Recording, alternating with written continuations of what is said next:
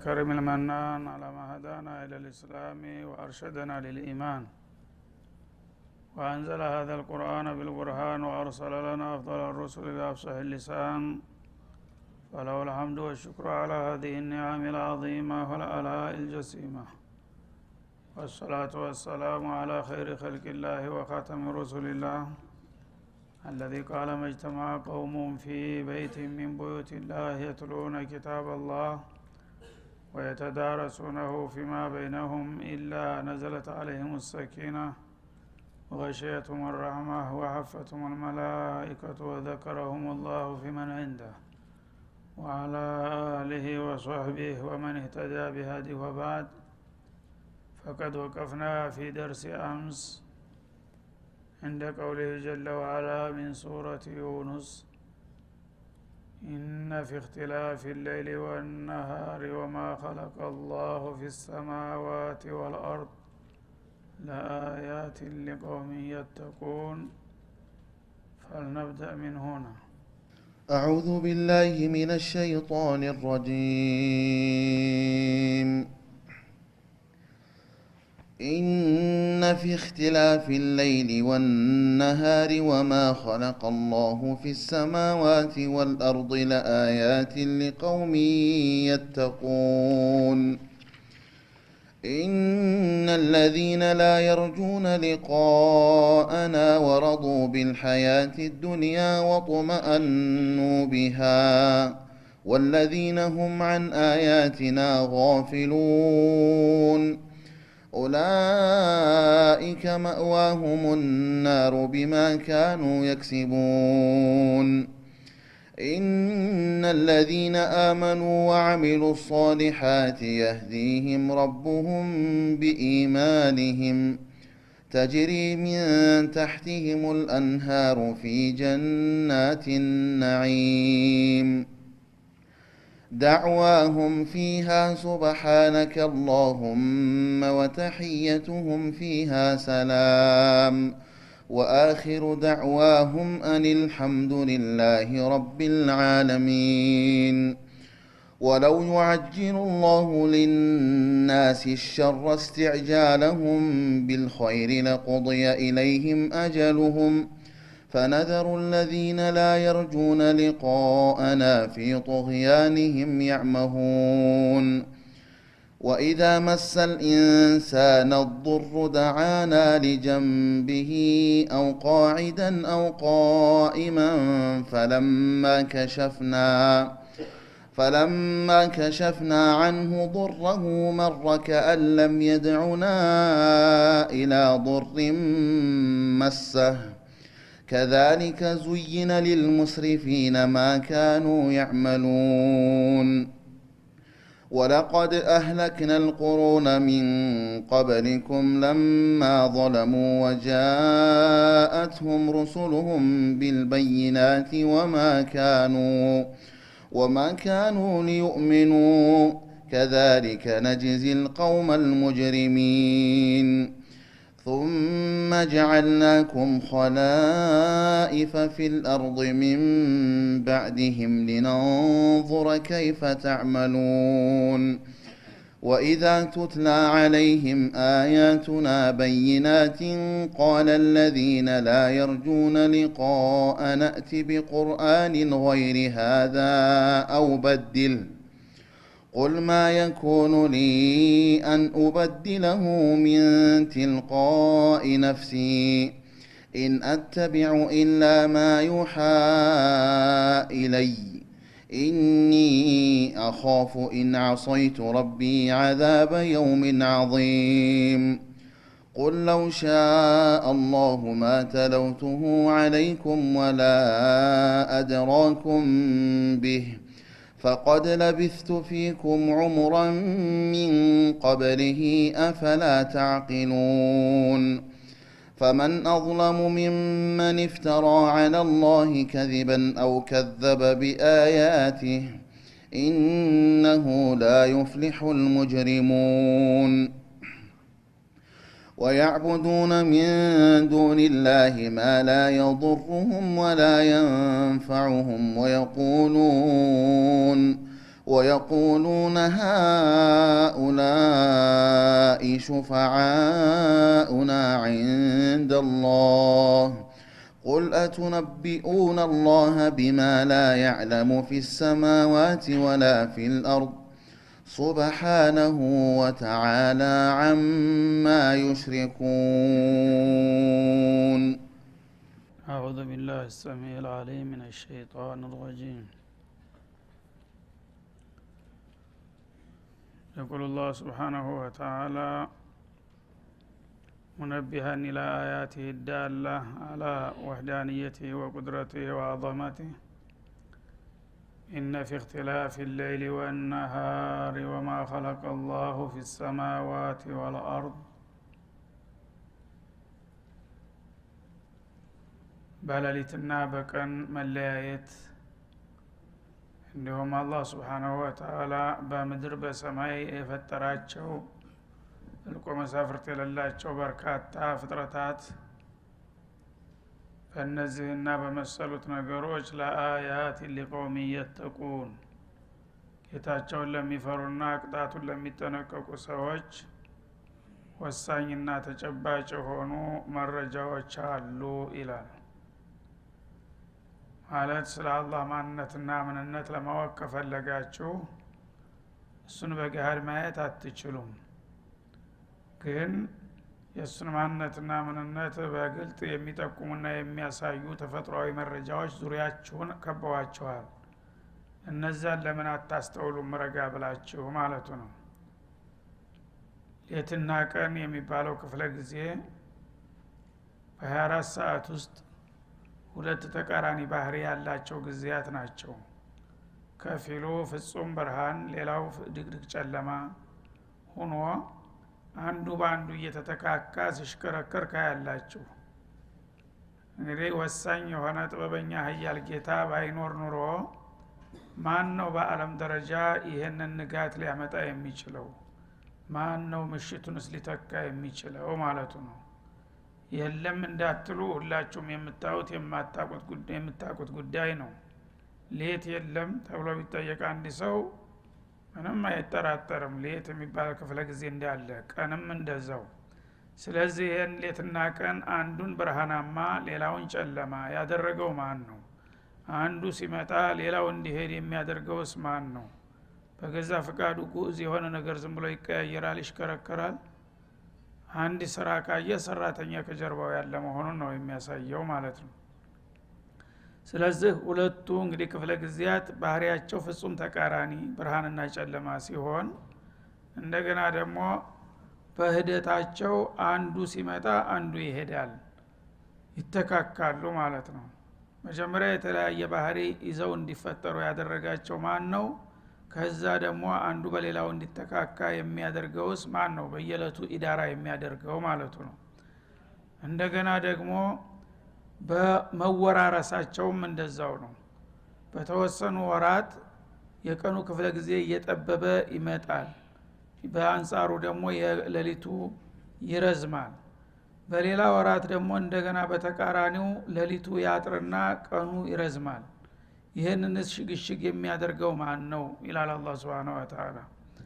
እና በአሁኑ ጊዜ ለምሳሌ ሌሊቱ በጣም አጭር ነው፣ ቀኑ በጣም ረጅም ነው። እና ይሄንን እንግዲህ አንድ ሰው የዓለም ህዝብ በሙሉ ተሰብስቦ ከሌሊቱ አንድ ግማሽ ሰዓት ወይም አንድ ሰዓት ወደ ቀኑ መግባት አለበት ብሎ ቢወስን ሊያደርግ የሚችል ኃይል አለ? ማንም የለም። አላህ ግን Subhanahu Wa Ta'ala በአንድ ሰዓት በሁለት ሰዓት ብቻ ሳይሆን ከዛም በላይ አንዳንድ ዓለም ላይ ራሱ ቀኑ 2 ሰዓት ብቻ የሆነ እናገኛለን። አንድ ሰዓት ብቻም ይሆናል። ጭራሹም የሚጠፋበት ጊዜ አለ። ቀን ሳይኖር ለ6 ወራት ያህል ሌሊት ብቻ የሚሆንበት፣ በተቃራኒው ደግሞ በ6 ወራት ያህል ቀን ብቻ የሚሆንበት አለ ማለት ነው። ይሄን ሁሉ እንግዲህ ሽግሽግ የሚያደርገው ማን ነው? ባለቤቱ አላህ ካልሆነ በስተቀር ነው የሚለው። ይሄንን የሚያደርግ ሌላ ኃይል ቢኖር ኑሮ ያም ጌታ ነው ተብሎ ሊጠረጠር በተቻለ ነበረ። ግን እስካሁን ድረስ በውሸት እንኳን እነዚህን ነገሮች እኔ ነኝ የፈጠርኳቸውና የማስተናግድ የማስተዳደራቸው የሚል አልተገኘም። ሌትን እንዲመሽ ማደርገው እኔ ነኝ ቀንን እንዲነጋ የማደርገው እኔ ነኝ የሚል በውሸት እንኳን የሞከረ የለም እስካሁን አላህ ብቻ ነው ይሄን አደርጋለሁ ብሎ በግልጽ የተናገረውና እያደረገም ያለው ማለት ነው። ታዲያ እንግዲህ ይሄንን በዓለም አቀፍ ደረጃ ይሄን ክስተት የሚያስተናግድ ነው ጌታ ሊሆን የሚገባው። ከሱ ውጭ ያሉት ግን ምን ሰርተው ነው ጌታ ሊሆኑና ከሱ ጋር ተቀናቃኝ ሆነው ሊቆሙ የሚችሉት ማለቱ ነው። እንደገና በሰማያትና በምድር ውስጥ በፈጠራቸው ነገሮች ይላል። በሰማያትና በምድር መካከል የፈጠራቸው ነገሮች በየብስም ሆነ በባህር እልቆ መሳፍርት የላቸውም። የእንስሳት አይነት የእጽዋት አይነት የተለያዩ ጥቅቅን ነፍሳቶች በአንድ ሀገር እንኳን ያለውን ቁጥር ስፍሩን እሱ እንጂ ማንም የሚያውቀው አይደለም ማለት ነው። እነዚህ ሁሉ ፍጥረታቶች አላህ Subhanahu Wa Ta'ala ባይፈጥራቸውና ባያስገኛቸው ማን ነበር ሊያመጣ የሚችለው ማለቱ ነው። እነዚህን ሁሉ ፍጥረታቶች ደግሞ የተለያየ ቅርጽ የተለያየ ባህሪ የተለያየ መልክ ሰጥቶ ነው የፈጠራቸው አንዱ ካንዱ የሚለዩበት ባህሪ ያላቸው ማለት ነው። ይሄን ሁሉ ያደረገው ማን ነው? እነዚህን ሁሉ የፈጠረውና ያመጣቸው አላህ ነው ከተባለ የሁሉም ባለቤት እሱ ነውና አምልኮ ሊሰጠው የሚገባው እሱ ነው። ከሱ ውጭ ያሉ ግን ፍጡሮች ናቸውና እሱን መገዛትና መታዘዝ ነው ያለባቸው ማለት ነው። እና በእነዚህ ፍጥረታቶች ለአያት ለደላላት ዋዲሃት ግልጽ የሆኑ መረጃዎች አሉ። እነዚህ ሁሉ የተለያዩ ባህሪያት ያላቸው ፍጡሮች መገኘታቸው ፈጣሪ ባለቤት ያላቸው መሆኑን ይጠቁማሉ ማለት ነው። ሲፈልግ ያመጣቸዋል፣ ሲፈልግ ይወስዳቸዋል፣ ሲፈልግ ይገላቸዋል፣ ሲፈልግ ያድናቸዋል። ስለዚህ ይሄ ጌታ ወሳኝ የሆነ ኃይል ለመኖሩ ግልጽ የሆነ ምልክት ነው ይለናል ማለት ነው። ለአያቲን ሊቀውሚ የተቁን ምልክትነታቸው ወይም ማስረጃነታቸው ለማን ነው የሚያገለግለው? ከጌታ ቁጣና ቅጣት ለሚጠነቀቁት ፈራሃያን ይላል ማለት ነው። ግደለሽ የሆነ ልበደንዳና ልክ እንደ እንስሳው ነውና ምንም ነገር ቢሰራ ምን እንደሚያጋጥመው አያውቅምና አይፈራም ማለት ነው። ግን ጥንቁቃን የሆኑ ህዝቦች ይሄን ሁሉ ዓለም ዳር እስተ ዳር መቆጣጠርና ማስተዳደር የሚችል ኃይል አላህ ነውና ከሱ ጋር መጣላት ደግሞ ለከፋ አደጋ ያጋልጣል። ስለዚህ እኔ ከጌታ ጋር መጣላት አልፈልግም፣ በምልክቶቹ አውቄዋለሁኝና ሌቱን የሚያነጋ ቀኑን የሚያስመሽ የተለያዩ ፍጥረታቶችን የሚያስተዳድርና የሚቆጣጠር እስከሆነ ድረስ በሱ ፍቃድ ነው መመራው ብለው ለሚያስተውሉና ለሚፈሩ ለሚጠነቀቁ ሰዎች እነዚህ ነገሮች እኮ ወሳኝና ግልጽ የሆኑ ማስረጃዎች ናቸው። በዚህ ለምን ጌታን ያታውቅምና ስለሱ አትገነዘብም ይላል ማለት ነው። እነ الذين لا يرجون لقاءنا ይሁሉ ሆኖ ታዲያ እነዚያ ከኛ ጋራ መገናኘትን የማይሹ ደንቆሮዎች ይላል ና ለተሞት በኋላ ተነስተን በሰራው ስራ በጌታ ፊት ቀርበን እንጠየቃለን ብለው የማያስቡ የደነዘዙና የፈዘዙ የሆኑት ክፍሎች ረዱ ቢልሐያት ዱንያ በዚች በቅርብ ህይወታቸው ብቻ ይረካሉ። ልክ እንደ እንስሳዎቹ እዚህ የሚበሉት የሚጠጡት ካገኙ ነገ ምን ይጠብቀኛል ምን ያጋጥመኛል የሚለውን ነገር ከመጤፍ አይቆጥሩትም። በዱንያ ዙሪያ ብቻ ነው ሐሳባቸው የሚሽከረከረው። እሷ ከተሳካችላቸው አላማቸው ግብ እንደመጣ ቆጥረው ይረካሉ አለ። ወጥማአኑ ቢሃ በዱንያ ይረጋጋሉ። እንግዲህ የሚበሉት የሚጠጡት የሚለብሱት የሚያጌጡት ካገኙ የህይወት ትርጉሙና አላማው ይኸው መስሏቸው ዋናውን የዘላለማዊ ህይወታቸውን ረስተውና ዘንግተው በዱንያ ስጦታና በጊዜያዊ ጥቅማቸው ይረካሉና ይሸነገላሉ። ወለዚነ ሁም ዐን አያቲና ጋፊሉን እና እነዚያ እነርሱ ከአንቀጾቻችን የዘነጉት ናቸው ወይም ከተፈጥሯዊ መረጃዎች ማለት ነው። ቀደም ሲል የተጠቀሱትን መረጃዎች እነዚህን ሁሉ ፍጥረታቶች ማን ነው ካልነበሩ ያመጣቸው፣ ከመጡስ በኋላ ማን ነው እለት በእለት የሚቆጣጠርና የሚያስተዳድራቸው ብለው ለማሰብና ለመገንዘብ የማይፈልጉ ዝንጉና ተላላዎች እነሱ ጊዜያዊ ጥቅማቸውንና ፍላጎታቸውን ማሳደድ እሱን ካገኙ ከዛ በኋላ ሌላ ምንም የሚያሳስብ ነገር እንደሌለ የሚቆጥሩ ጅሎችና ተላሎች ናቸው። ቢገባቸው ኑሮ ግን ይህ አልነበረም ጉዳዩ ማለቱ ነው። ኡላኢከ መዋሁሙ ናር እና የዘላለማዊና ዘላቂ እድላቸውን ረስተውና ዘንግተው ወይም ትተው ለጊዜያዊ ጥቅማቸው ብቻ የሚሸነገሉና የሚታለሉት እነሱ የጀሃነም ምድቦች ናቸው ይላል። እነሱ ወደፊት የሚጠብቃቸው መኖሪያ አገር ጀሃነም ሲኦል ነው። ቢማ ካኑ የክሲቡን በሰሩት ስራ ሳቢያ ያው በኩፍራቸው በሽርካቸው በወንጀላቸው ሳቢያ ለጀሃነም ተመድበዋል ሲል መርዷቸውን ይነግራል ማለት ነው። ስለዚህ ይሄ አገላለጥ የለየላቸውን ካፊሮች ብቻ ሳይሆን ሙስሊም ነን የምንለውንም ጭምር የሚያሰጋ ነገር ነው። ሰው የዲንን ነገር ቸል እያለ ለዱንያ ብቻ ትኩረትና ክብደት የሚሰጥ ሌተቀን ለዱንያ ብቻ የሚከንፍ የሆነ ሰው ይሄ ጌታ ጋራ መገናኘትን ትቷል፣ ዘንግቷል። ይሄ ከሆነ ደግሞ የእሱ እጣ ፈንታ ጀሃነም ነው እያለ ነው አላህ Subhanahu Wa Ta'ala። ስለዚህ እያንዳንዳችን ማንነታችንን መመዘን እንችላለን በዚህ አያት ማለት ነው። እኔ አሁን እለት ተለት የምሰራው የምደክመው የምባትለው ለዱንያ ነው ወይስ ለዲን ብለን ብንጠይቅ መልሱን ሁላችንም እናውቃለን ማለት ነው። ሙእሚን የሆነ ሰው እምነት እስካለው ድረስ አብዛኛው ጭንቀቱና ሐሳቡ ትኩረቱ በዲን ላይ መሆን እንዲያለበት ነው የሚያሳየው ማለት ነው። ለምን ይቺ ዱንያ የተወሰነ ጊዜ ሰነባብተህ የትታት የምትሄድ ነገር ነች። የዘላለም ሀገርህና ለመጨረሻ ሊያሳስብህ የሚገባው ያቋሚው ዓለም ነው ማለት ነው። እዚህ እንግዲህ ለሚበጅህን ስንቅህን ሰርተህ ተዘጋጅተህ ከሄድክ እዚህ ዱንያ ትተህ ብትሄድ ጉዳይ አይደለም። እዛኛው ዘላለም የማይደቅምና የማያልቀው ዓለም ላይ ጥሩ ቦታ ይዛሃልና ማለት ነው። ግን ይችን ጊዜያዊ ብልጭልጭ እያሳደድክ የዲንን ጉዳይ ቸል ብለህ በእሷ ዙሪያ ብቻ የምትሽከረከርና ለእሷ የምትጨነቅ ከሆነ ምን ይሆናል? የአላህን መስተንግዶ ንቀኸዋል፣ የአላህን ሊቃ ረስተሃል ማለት ነው። ያነ ነሱላህ ፈነሲየሁም እንዳለው የረሱኝን እረሳቸዋለሁ የተውኝን እተዋቸዋለሁኝ ሲል ተዛ ቦታ ያሰናብተሃል ማለት ነው። እገሌ ትኩረቱና ጭንቀቱ ለዱንያ ብቻ ነው። ስለዚህ ያው ዱንያው ነው አላማው خلاص በዛው የራሱ ጉዳይ ብሎ በዛኛው ዓለም ያለው ቦታ አደጋ ላይ ይወድቅና ለጀሃነም ልትመደብ ትችላለህ። እና ስለዚህ እያንዳንዱ ሰው ራሱን ፈልጎ ማግኘት ይኖርበታል ማለት ነው።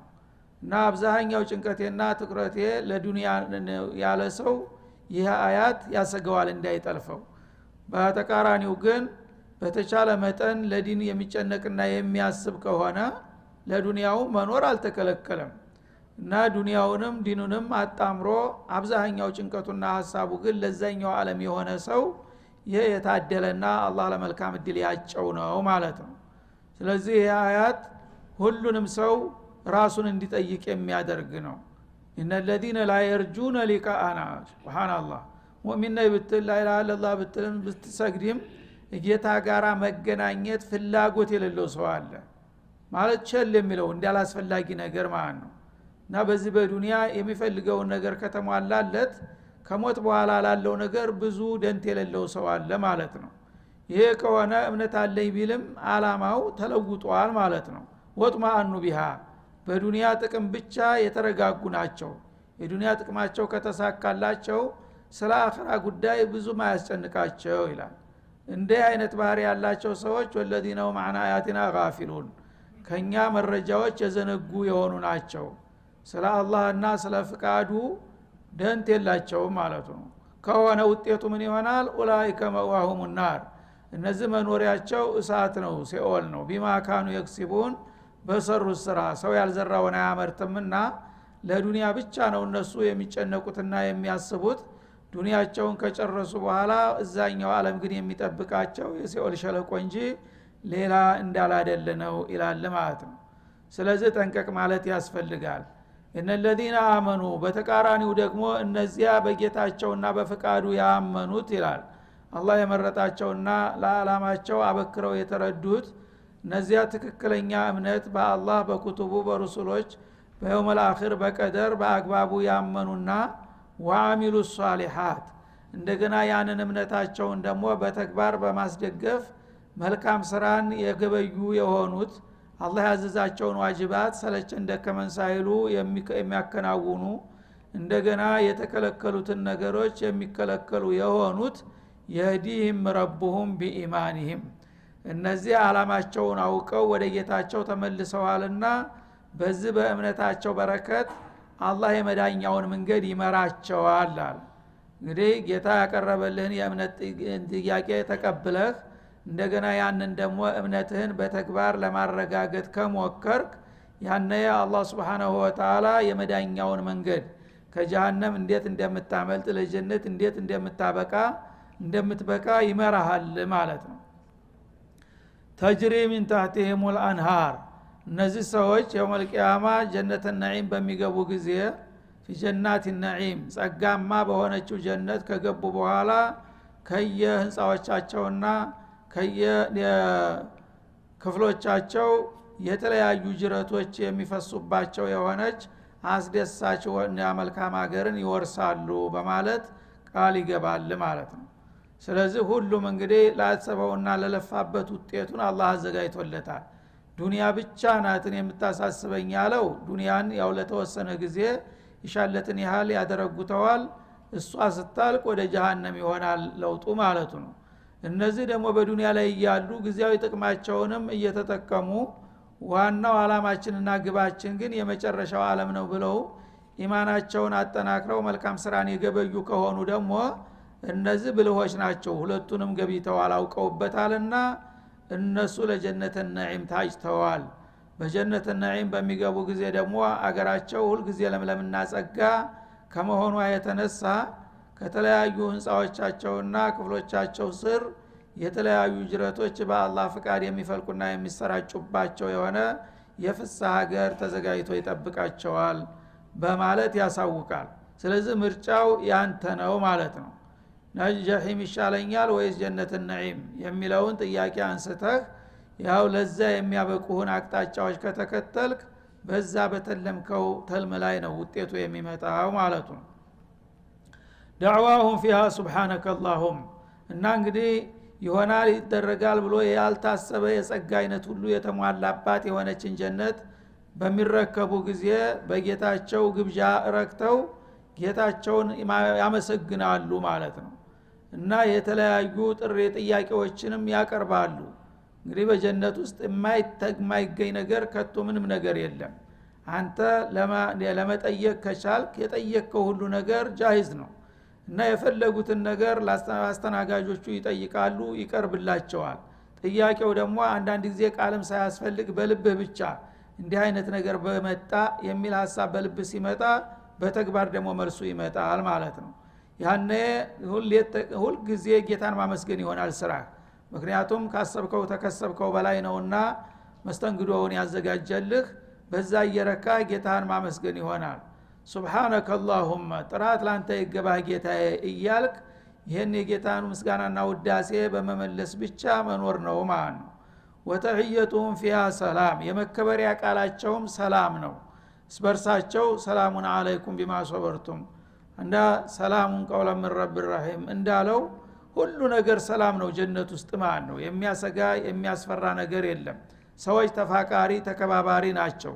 እንደዚህ እንደ ዱንያ ጓደኛ ጎረቤት ጋር መናቆር የለም፣ መጋጨት የለም። ሁሉ አላ ሱሩር ሙተቃቢሊን በክብር አልጋና ወንበር ላይ ሆነው በደስታና በእልልታ ያለፈ ታሪካቸውን እየተረኩ ጌታ የዋለላቸውን ውለታ እያመሰገኑ እስበርሳቸው እየተወዳደሱና እየተከባበሩ የሚኖሩባት ሀገር ነች ይላል አላህ Subhanahu Wa Ta'ala። እና ተህየቱ ማለት እስበርሳቸው የሚከባበሩበት ቃል ሰው ሲገናኝ ሰላም ላንተ ይሁንልህ እንኳን ለዚህ እድል ያበቃህ መባባል እንጂ ሌላ መናቆር የለም ማለት ነው። መላእክቶቹ ደግሞ ጧት ማታ ወልመላእክቱ ይድኹሉና ዐለይሂም ሚን ኩሊ ባብ ሰላሙን ዐለይኩም ቢማ ሶበርቱም እንዳለው በየጊዜው የደስታ መግለጫ ይሰጡሃል። እናንተ የታደላችሁ ብዙዎቹ ለጀሃነም ሲዳረጉ እናንተ ግን በወቅቱ የጌታን ጥሪ ተቀብላችሁ እምነት በመከተላችሁ መልካም በመስራታችሁ ለዚህ ለዘላለም ጸጋና እድል በቃችሁ ሰላም ለእናንተ ይሁንላችሁ እያሉ የምስጋና ቃል ያቀርቡላቸዋል። ከዛ በላይ ረብል ዓለሚን ሰላሙን ቀውለን ምን ረቢር ረሂም እንዳለው እሱ ራሱ ሰላም ለእናንተ ይሁንላችሁ እያለ የሚያወድሳቸው ይሆናሉ ማለት ነው። ወአኺሩ ደዕዋሁም አኒል ሐምዱሊላሂ ረቢል ዓለሚን የመጨረሻ ጥሪያቸውም ለዓለማት ጌታ ለአላህ ምስጋና ይድረሰው ማለት ይሆናል። ማለት አላህ ያረገላቸውንና የዋለላቸውን ውለታ ሁሉ አስተውለው ስፍር ቁጥር የሌለው መጠኑ ሰፊ መሆኑን ሲያውቁ ጌታን በማመስገን ላይ ይጠመዳሉ ማለት ነው። እና ምን ብለን እናመስግነው? ሁለንተናዊ ስሜታቸው በሙሉ ጌታን በማመስገን ላይ ይንቀሳቀሳል። ለዓለማት ጌታ ለቸሩ ጌታችን ምስጋና ይገባው እያሉ የጀነትን ጸጋ መቋደስ ይሆናል ስራቸው ማለት ነው። ስለዚህ እንግዲህ አላህ Subhanahu Wa Ta'ala ሁለቱንም ቡድኖች በያዙት አቋም ምን ውጤት እንደሚጠብቃቸው ግልጽ አድርጎ አስቀመጠላቸው። ከዚያ በኋላ ሰዎች ይሄኛው ይሻለኛል የሚለውን እንዲመርጡ አላበይነት ሚን አምሪሂም እንዲሆኑ አመቻቸ ማለት ነው። አላህ አዘናግቶና አድብቶ ማንንም ሰው ጉዳት ላይ ሊጥል አይፈልግም። ወማ ከነ ረቡከ ቢዘላም ሊልዓቢድ እንዳለው ማለት ነው። ሁሉም ሰው ምን የሰራ ምን እንደሚያፈራ ነግሮት አሳውቆት ከዛ በኋላ አንተ ራስህ የራስህን ውሳኔ ወስደህ ምርጫህን እንድትወስድ ነው የሚያደርግህ። ከዛ በኋላ ግን ለምን እንዲህ አረከኝ ብለህ ልትጠይቅና ልታቋርጥ አትችልም ማለት ነው። هذا وصلى الله وسلم على النبي وعلى اله